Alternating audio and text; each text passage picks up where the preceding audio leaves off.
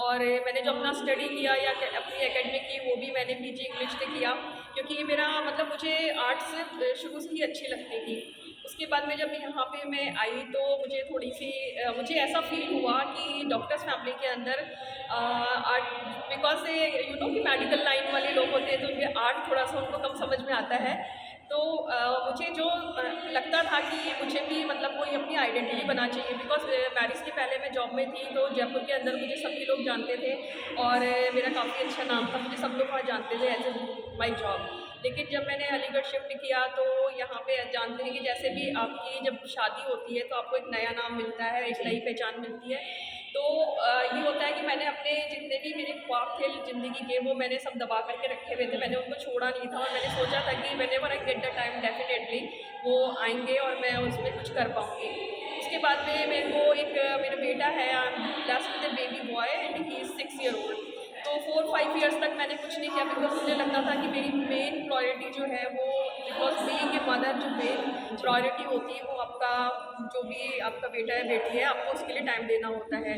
तो मेरा सबसे पहला फोकस लाइफ का मेरा बेटा था, तो मैं उसी को टाइम दे रही थी। आफ्टर 5 ईयर्स जब मैंने जिम ज्वाइन किया तो मुझे वहाँ पे कई लोगों ने सजेस्ट किया कि आप मिसेस इंडिया वाला शो के अंदर जाओ। तो मैं ये कहती थी अरे मैं क्या करूँगी अब जा करके, अब हो गया सब कुछ, अब कुछ नहीं रहा लाइफ में। बिकॉज ऐसा ही थिंकिंग हो जाती है। मैं सभी को, ये जितनी भी लेडीज़ हैं जो ये सोचती हैं कि अब हमने शादी हो गई है, हमारे बेबीज़ हो गए हैं, अब हम कुछ नहीं कर सकते लाइफ में, कभी भी कुछ भी हो सकता है, कि उसके लिए ये चाहिए अगर आपके मन में मोटिवेशन है ना, आप लाइफ में कुछ करना चाहते हैं, आपके मन में झील है या एंथुसिज्म है, तो अपनी लाइफ में आप ज़रूर कुछ करेंगे, लेकिन उसके लिए आप ही को शुरुआत करनी पड़ेगी।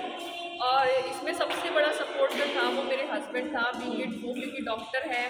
और जब मैंने इसमें नॉमिनेशन किया और मैं नॉमिनेटेड हो गई जाने के लिए, तो सबसे पहले मुझे मेरी फैमिली को मैं बहुत थैंक्स बोलना चाहूँगी, मेरी मदर इन लॉ और मेरे हस्बैंड, उन्होंने मुझे सबसे ज़्यादा सपोर्ट किया। और जब मैं जाके आई 4 डेज़ और 5 डेज़ का होता है म्यूजिक प्रेजेंट, तो मेरे पीछे से उन्होंने मेरे बेटे को संभाला। और मुझे, क्योंकि मुझे नहीं लगता था कि देखिए क्या होता है कि ओवर कॉन्फिडेंस मतलब गुड नहीं होता, हमेशा अच्छा नहीं होता है। क्योंकि लाइफ में क्या होता है कि जब हम किसी कॉम्पिटिशन में जाते हैं तो ये है कि कॉन्फिडेंट है, लेकिन इतना भी नहीं होना चाहिए कि हमें सामने वाले को कमज़ोर समझना चाहिए। तो मुझे लगता नहीं था कि मैं जीतूंगी, बट फिर भी मैंने कहा कि ठीक है। मेरी मदर इन लॉ ने मुझे एक ही बात बोला कि बेटा एज ए एक्सपीरियंस तुम वहाँ जाके आओ, एज एन एक्सपीरियंस मिलेगा आपको, आप उसके लिए जा करके आओ। और वही सोच करके मैं गई है और फॉर्चुनेटली उस साल मैंने वो वॉन किया। उसके बाद में तो बस देखिए कि उसके बाद मेरा काम एक तरीके से स्टार्ट हुआ। मुझे काफ़ी सारे ब्यूटी पेजेंट्स मिले, मुझे सब में जूरी की पोस्ट मिल जाती है और सभी जगह मुझे गेस्ट ऑफ ऑनर मिलता है। इसके अलावा मैं एनजीओ से भी जुड़ी हुई हूँ और बहुत सारी जो सोसाइटी ऑर्गेनाइजेशंस होती है उनसे मैं जुड़ी हूँ। साथ साथ में मैं अपने शौक भी पूरे करती हूँ। मुझे क्रिएटिविटी करना बहुत पसंद है, तो मैं अपने खाली टाइम के अंदर अपने बेटे को मुझे स्टडी कराना अच्छा लगता है और मैं कुछ ना कुछ क्रिएटिव वर्क करती रहती हूँ। डांस मेरा पैशन है, उसके बिना मैं रह नहीं सकती। मुझे सबने कहा कि अब आपका मतलब आप एज ए मिसेज इंडिया बन गए हो तो आप डांस छोड़ दो, तो मैंने कहा नहीं, वो मैं नहीं छोड़ूंगी डांस। तो मैं अभी भी डांस वगैरह जो है वो करती हूँ, वो मुझे बहुत अच्छा लगता है वो करके। और अभी रिसेंटली मुझे आजियो वालों ने अपना ब्रांड एम्बेसडर बनाया है 1 ईयर के लिए। मेरी एक बुक भी लॉन्च हुई है जिसमें फ्रंट कवर पे मेरी पिक्स है।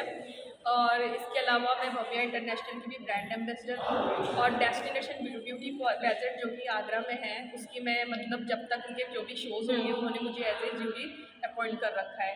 तो मैं ब्यूटी शोज़ करती हूँ, वहाँ पे एज ए ज्यूरी जाती हूँ और अपनी लाइफ एंजॉय करती हूँ, डांस करके, पेंटिंग करके, जो मेरा शौक है, और अपने बच्चे के साथ बहुत सारा टाइम स्पेंड करते हैं। बिल्कुल, thank you so much ma'am. आपकी मुस्कान ये बता रही है कि अपने जीवन में आपने शादी के बाद नाम तो बदला, लेकिन आपने अपनी पहचान, एक नई पहचान ज़रूर उन्होंने कायम की है। और ये मुस्कान बताती है कि वो अपने जीवन में आज जी रही हैं अपनी फैमिली के सपोर्ट के साथ। एक वक्त था जब वो एक मेडिकल फैमिली में शादी कर गई थी तो उनको लगता था उनकी कोई पहचान नहीं है। नया नाम मिला लेकिन नई पहचान खुद पूनम जी ने क्रिएट की है और मुझे लगता है कि सभी महिलाओं को इनसे इंस्पिरेशन लेनी चाहिए। फिलहाल के लिए इतना ही। आप देखते रहिए प्रतिपक्ष संवाद।